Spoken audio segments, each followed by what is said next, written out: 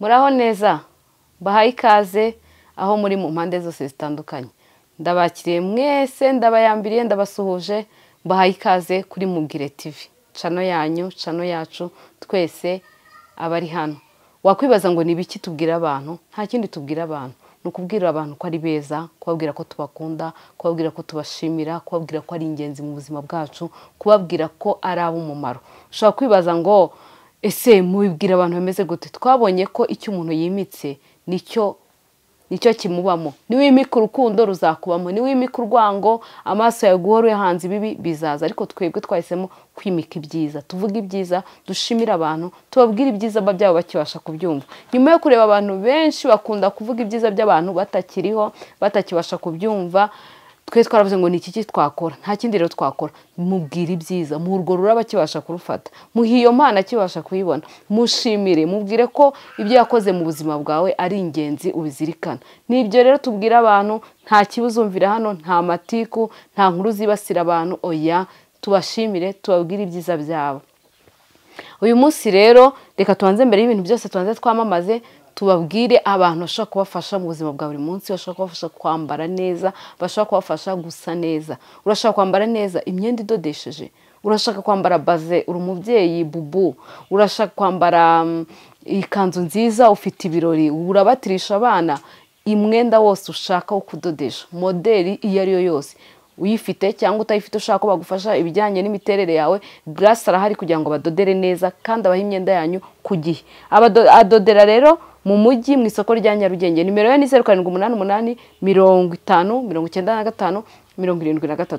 Grace wamwandikira uri mu Rwanda cyangwa uri hanze yarwo, mwandikire kuri WhatsApp, umwereke modeli, umubwire ngo uyu mwenda uyu n'uyu ndawushaka, arabikora kandi abikore neza. Ni umutayeri mwiza kandi w'umwizerwa. Hanyuma rero urashaka kwambara imyenda myiza, urashaka kwambara amakoti meza, amakanzu meza, amapantaro meza, amajipo meza, nunarahari kugira ngo guha imyenda myiza ya cago. Nuno akorera muri Chic, winjire ku muryango wa Access Bank, umuryango ukurikiraho uvuye kuri Access Bank, umuryango ukurikiraho ni kwa Nunu. Wamuhamagara nawe kuri 0788 70 cyangwa ukamwandikira kuri WhatsApp ukamubwira ngo nkeneye imyenda, nkeneye imyenda yo kujya mu kazi, nkeneye imyenda yo kujyana gusenga, nkeneye imyenda y'ibirori, mfite kubatirisha abana, mfite iminsi mikuru. Nunu aguha umwenda ujyanye n'igihe cyose ushaka. Hanyuma rero mukeneye imodoka nziza, mukeneye kugenda mu mamodoka meza asa neza kandi agendanye n'igihe. Fabiola arabafasha kuri 0788 Fabiola uramwandikira cyangwa ukamuhamagara ukamusobanuza ibijyanye n'imodoka hybrid, ubwoko bwinshi bw'imodoka nge simbisobanukiwe, ariko Fabiola arahari kugira ngo abafashe. Hanyuma rero ukeneye kuba ahantu hasa neza, ukeneye jardin, inzu yawe ni nshyashya, ukeneye gutegura, kuyitaka, amavaze meza asa neza agendanye n'amarangi y'inzu yawe, nta wundi muntu wabigufashamo. Yvette uramuhamagara kuri 0788 65 12 58. Yvette arahari kugira ngo agufashe, akubwire ese ni ibihe biti byiza byajyana hano n'aha hantu, byatuma hasa neza, indabo nziza, amavaze meza asa neza. Yvette arahari kugira ngo ukorere jardin nziza, ube muri Eden yawe. Hanyuma rero abakeneye kurya neza, ibiryo bitera imbaraga, ibishyimbo, nanjye munyandikire mumbwire mushaka kurangura ubwoko bwose bw'ibishyimbo birahari kandi ku giciro cyiza. Wambwira nkabikugezaho aho waba uri hose, ibishyimbo bikugeraho. Hanyuma rero twambare neza, duse neza, tuba ahantu hasa neza, hanyuma turye neza, turye ibiryo bitera imbaraga. Abo bantu rero babafasha mu bintu byose bisanzwe mwaba mushaka ko babafashamo, babibagezaho. Hanyuma nawe wifuza ko tukwamamariza, hari icyo ushaka ko kigera ku bantu benshi, abantu badukurikira, nawe uratubwira tukavugana tukakwamamariza, ntacyo bitwaye rwose. Abakurikirana ibiganiro byacu nawe bakakugeraho, bakaguteza imbere. Nasanze muri ubu buzima iyo umwe afashije undi birushaho kugenda neza ndetse mushobora kugera kure. Hanyuma rero uyu munsi nateguye ndavuga se uyu munsi ndaganiriza icyo abantu bakuri mubwire, ko ari ukubwira abantu ibyiza, ko ari ukubwira abantu ko tubakunda, niba ikibindi byiza twababwira byadufasha kugira ngo ubuzima bugende neza, kugira ngo ubuzima burusheho kuryoha, kugira ngo tubeho mu buzima twishimiye, nta bikubabaza, nta bikubangamiye. Ikintu gikunda kubabaza naje gusanga iyo umuntu ahemukiwe n'inshuti ye, kuba wari ufite umuntu wizera warahaye icyizere ukavuga ati umva uyu muntu ni umuntu wanjye kabisa, ni inshuti yanjye, ni magara, ni best friend wanjye, bitewe n'uko umwita. Uwo muntu rero yaguhemukiye birakubabaza cyane, ukumva ucitse intege, ukumva ntuzongera gukunda, ukumva ntuzongera kugira icyizere, abase ubu nta muntu mwiza ukibaho, ubu ngubu koko oya ntawe nzizera, sinzongera gukunda. Uyu munsi rero navuze ngo ni igiki naha abantu banjye cyazabarinda uwo mubabaro, cyazabarinda kwicuza, cyazabarinda kuvuga ngo uyu muntu yarampemukiye. Ngiye kukubwira ibintu ubwoko bw'inshuti tugira, hanyuma wowe izo ufite uragenda uzisuzuma, urebe uba class, hanyuma bizakurinda umubabaro kuko uzaba uzi buri muntu icyiciro arimo, bizakurinda gutenguha no guhemukirwa kuko uzaba uzi uvuga ngo uyu muntu ari aha n'aha n'aha. Mu buzima rero abantu bagira inshuti nyinshi, ariko habaho inshuti eshatu. Ngiye naje ndeba inshuti eshatu, ubwoko butatu bw'inshuti. Hari inshuti icya mbere, hari inshuti z'ejo hashize, inshuti z'ejo hashize. Ubwoko bwa mbere tugira inshuti z'ejo hashize, ahahozeho, aho turi guturuka nyine hashize. Aha kabiri rero tugira inshuti za none, inshuti za none ndetse n'inshuti z'ejo hazaza. Urumva ni ubwoko butatu: inshuti z'ahashize zo mu gihe twavuyemo, nyine igihe kishize tuvuyemo. Tukagira inshuti za none uyu munsi turi, abagendanye n'igihe nyine kiturimo. Tukagira n'inshuti zo hazaza, aho tutari kureba nyine ariko aho turi kwerekeza.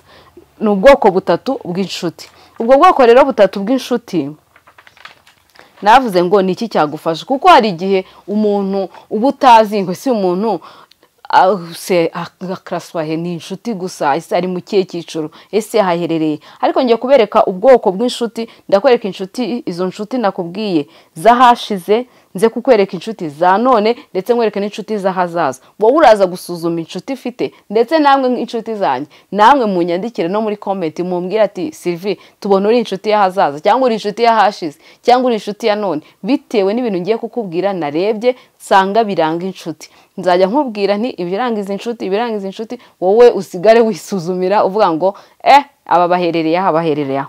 Inshuti rero z'ejo hashize ni abantu bitwa ko bagukunda ariko baguhoza mu byashize. Ni inshuti nyine muba muri kumwe, turakundana rwose, turi abantu bawe, ariko babandi baguhoza mu byashize, bahora bakwibutsa intege nke, bakwereka intege nke zawe.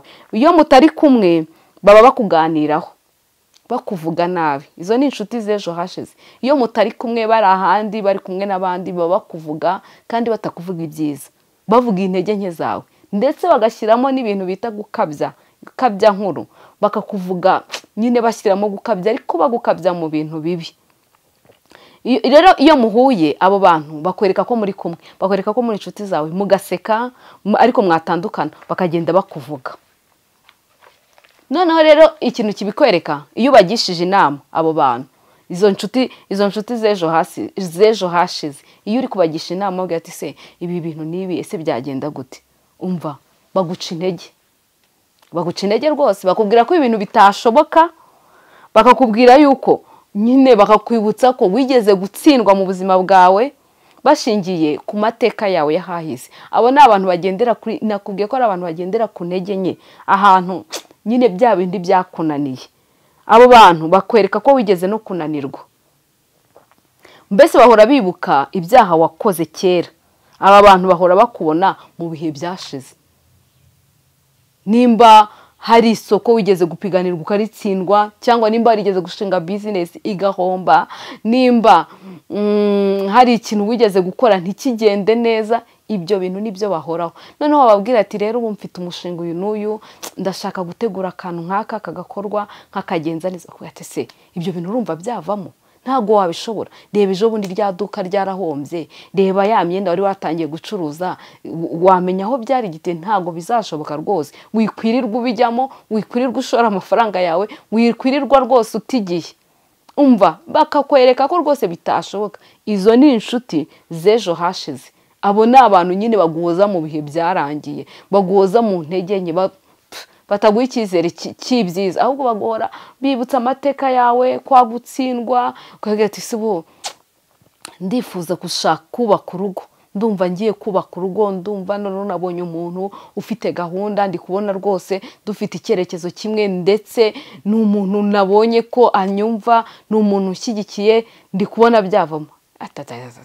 Urata igihe ubu ugiye gusubira muri ibi bintu by'inkundo koko? Wabiretse. Reba ejo bundi uyu mwarahuye, reba ibintu yagukoreye, reba ukuntu byagenze, bireke.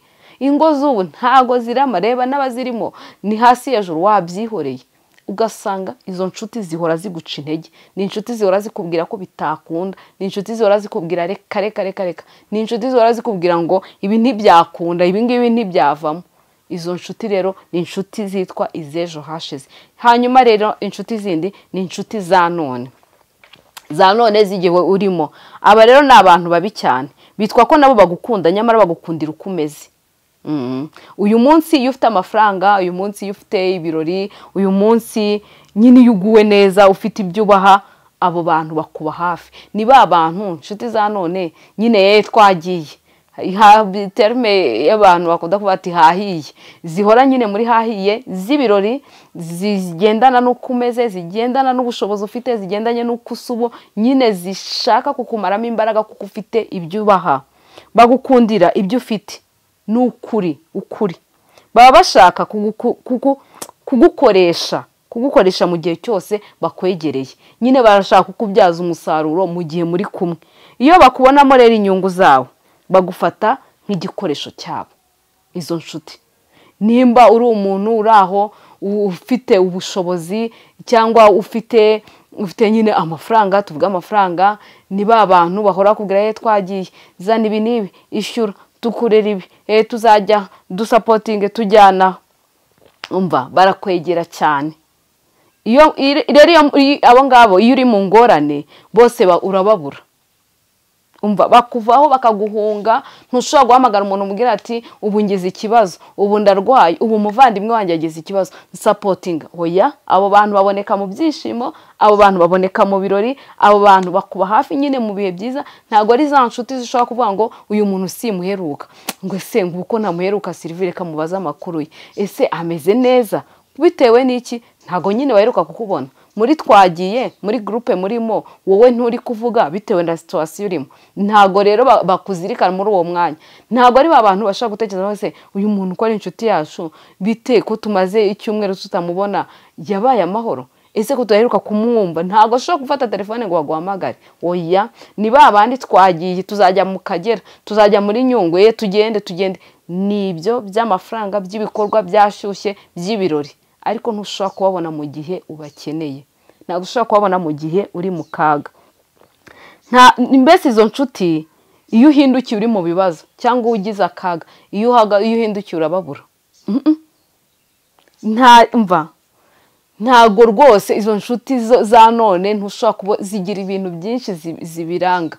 Ntago ushobora kubahamagara, ni ba bandi udashobora kugira ibyago ngo babone. Ubundi tumenyereye ko inshuti zibana ibihe byose, mu byiza no mu bibi. Izo nshuti rero zo uzazibona mu byago, ntago mu byiza. Mu byago ntago uzazibona.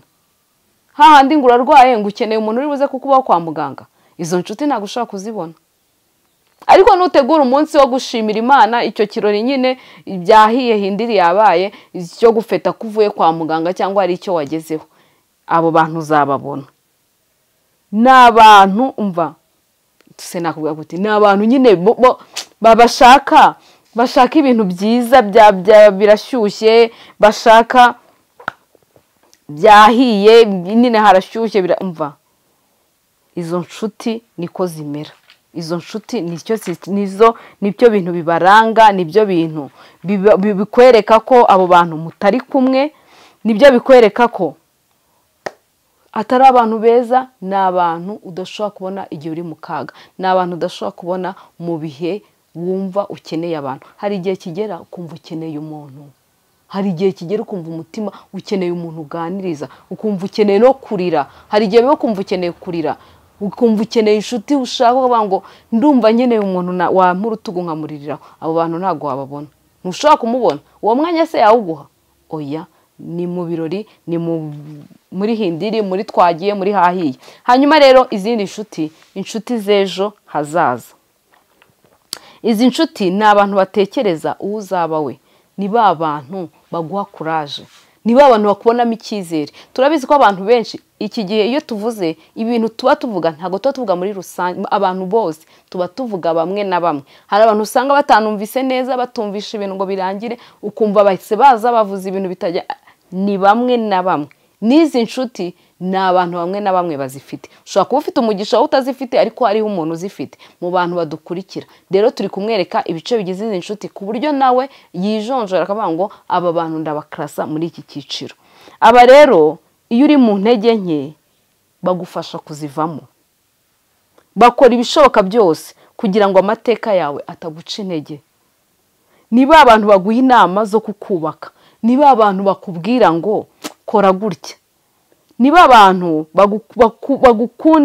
bagukundisha n'ibyo ufite n'impano zikurimo, bagakureba bakavuga ngo njye mbona iki kintu wagishobora, nyamara ukoze ibi, nyamara nubwo wacuruje imbuto bikanga, uhinduye ukajya mu mavuta, ibi bintu byakunda, wicika intege. Niba abantu bahora baguhagurutsa, niyo nta kintu ufite, bano bantu baragusanga.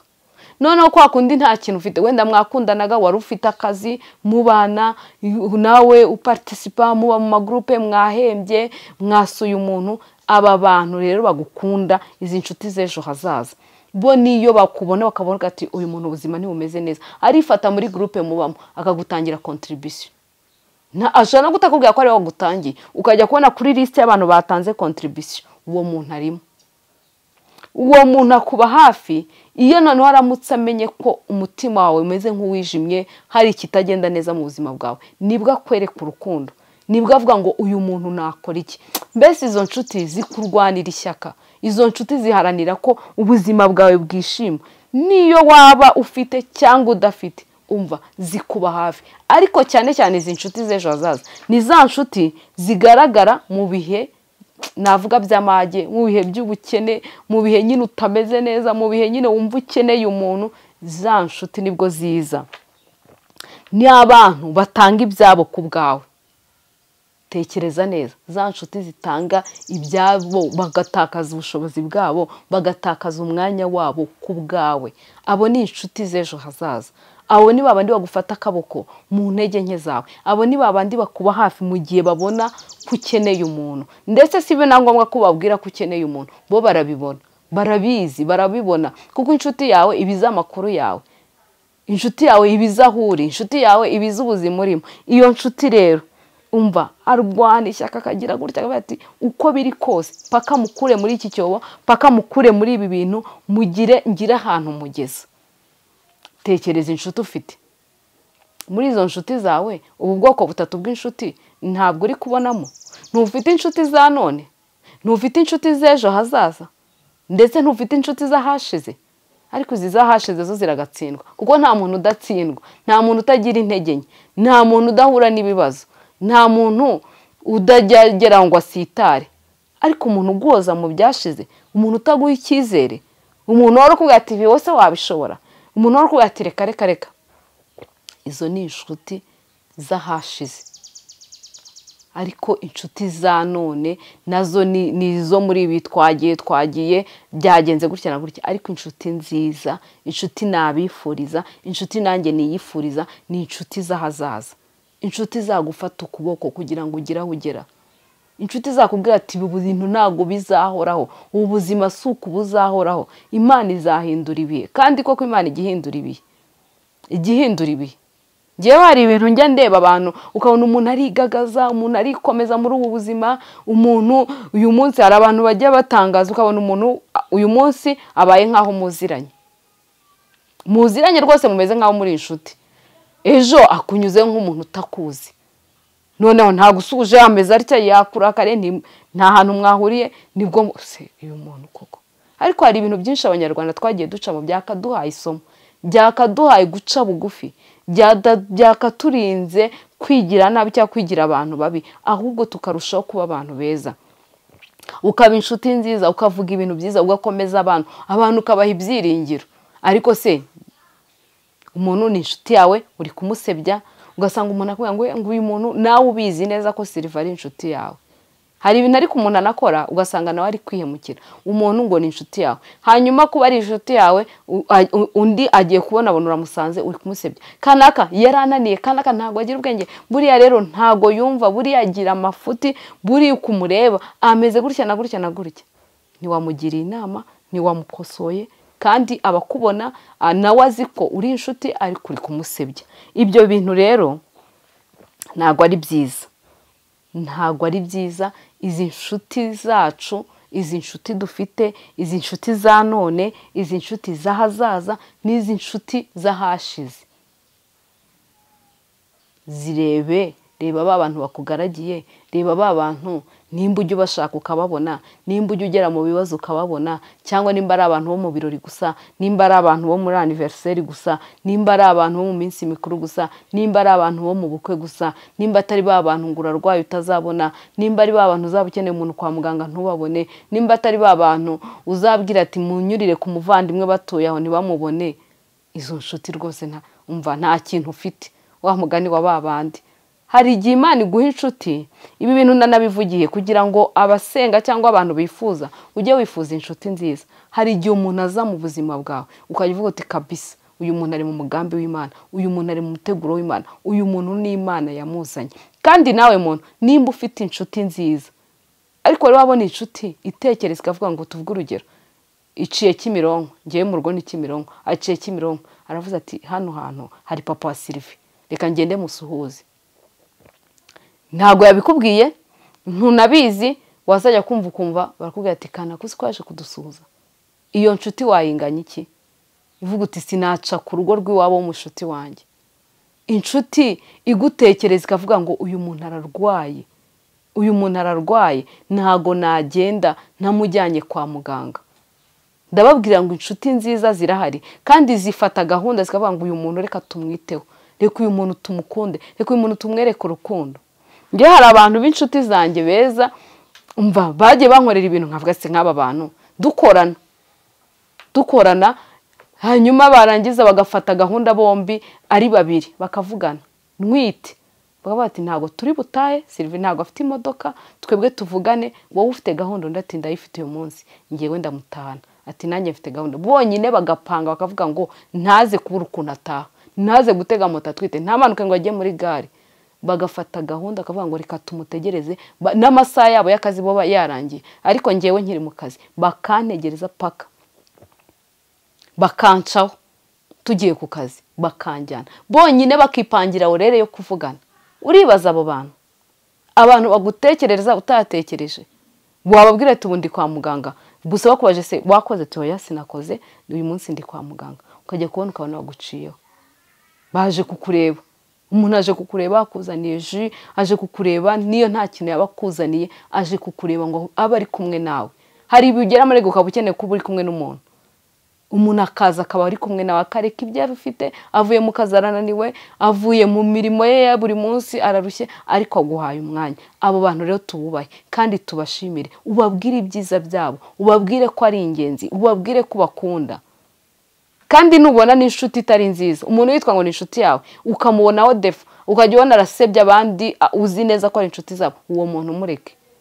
Cyangwa nk'abo bantu nababwiraga, ukabona umuntu uyu munsi yerekanye ko muri inshuti, aragukunze, aragusuje, araguhobeye, mera mikopine byacitse, ejo kandi muri twa bakopine akunyuzeho yabishe yarakaye ntuzi ikintu yabaye, abo nawe uzajya ubona ko badasanzwe. Hanyuma rero ibi byiciro bitatu nawe nahawe, tekereza urebe izi nshuti. Ese ubundi ko tuvuga inshuti nziza, ko tuvuga ko abantu babera abandi inshuti nziza, wowe hari umuntu ubereye inshuti nziza? Hari umuntu wakwirata? Hari umuntu wavuga ngo uyu muntu ndamubona muri situation zose, mu byiza ndamubona, mu bibi ndamubona, uyu muntu amba hafi, uyu muntu arankurikirana, uyu muntu anyitaho? Ni kuri mubwire, mubera abantu beza, ubere umuntu umugisha, ubere umuntu kugira kumva hakiri ibyiringiro ko abantu beza bagihari. Umuntu ajya avuga ati kabisa niyo nasigarana uyu muntu. Uzi umuntu ukugoboka mu gihe byanze, ukabona biranze, ukabona umuntu araje aravuga ati umva akiriye amafaranga wishyura inzu. Uzi mu gihe uri mu nzu waraheze mu nzu urwaye nta muntu kwita, ukabona umuntu araje arakomanza aravuga ati nje kukureba. Abo bantu turabakeneye. Nimba ubafite rero babwire ko ari ingenzi, babwire ko bashimira, babwire ko bakunda. Ushobora kuba utabasha kubibabwira, ariko njyewe nabishobora. n'urugero ntuma ngende mubwire umuntu ngo uri ingenzi, ngende mubwire ngo uramukunda, ngende mubwire ko ibyo yakoze mu buzima bwawe ubizirikana. Nta kindi rero tubabwira, nta kindi tugambiriye, tubwire abantu ibyiza byabo. N'aba babonye ko bafite izo nshuti nziza, izi nshuti zacu z'ejo hazaza, izi ziduha courage, izi zishaka ko tugira ubuzima bwiza, zishimire, zishimira zikibyumva, zibwire, zivuge mu mazina. Ejo n'ejo bundi buzima butazanyuka arira ngo yo kanaka yangire neza, kanaka ukuntu yamfashaga, ukuntu yavaga ku kazi akaza kundeba. Bimubwire, mubwire ati uri ingenzi, uri uw'umumaro mu buzima bwanjye, kandi uri umugisha, uri impano yampaye. Mboneho umwanya rero njyewe wo gushimira inshuti zanjye, mpora mbibabwira, ndabakunda cyane, muri beza, muri ab'umumaro, muri ab'ingenzi, kandi kuba mbafite bituma ubuzima bwanjye buryoherwa, butuma ngira icyizere. Muri abantu bampa courage, muri abantu mumbwira ati komeza, ibyo tubwira ni byiza. Ndabashimiye cyane, kandi Imana ijye ibaha umugisha, ikomeze ibagure inshuti zanjye, Imana ibashyigikire, Imana ibateze imbere mu byo mwifuza byose, Imana ibagure. Hanyuma rero namwe nimba mwifuza kubwira inshuti zanjye, nimba mwifuza ko tubatungura, nimba mwifuza ko tubabwira ibyiza byabo, nimuze kuri mubwire, nimumamagare, nimunyandikiye kuri WhatsApp, umbwire ngo uyu muntu yakoze ibi n'ibi, mushyira ururabo, ugende umubwire ngo ndamushimira. Nta handi rero, kora share ubutumwa bugere kure, ukore subscribe, ukore like, ukore comment, utubwire ati ubutaha muzatubwire kuri ibi, ubutaha muzongere muri mwibi. Byose turahari ku bwanyu kugira ngo birusheho kugenda neza. Turabashimiye rero, mukomeze mukunde ibyo dukora, mukomeze mudushyigikire, mukomeze mudutere inkunga mu buryo bwose. Isengesho, inama zanyu ni ingenzi, turusheho kugera kure. Hamwe namwe tuzagera kure. Murakoze, ndabakunda.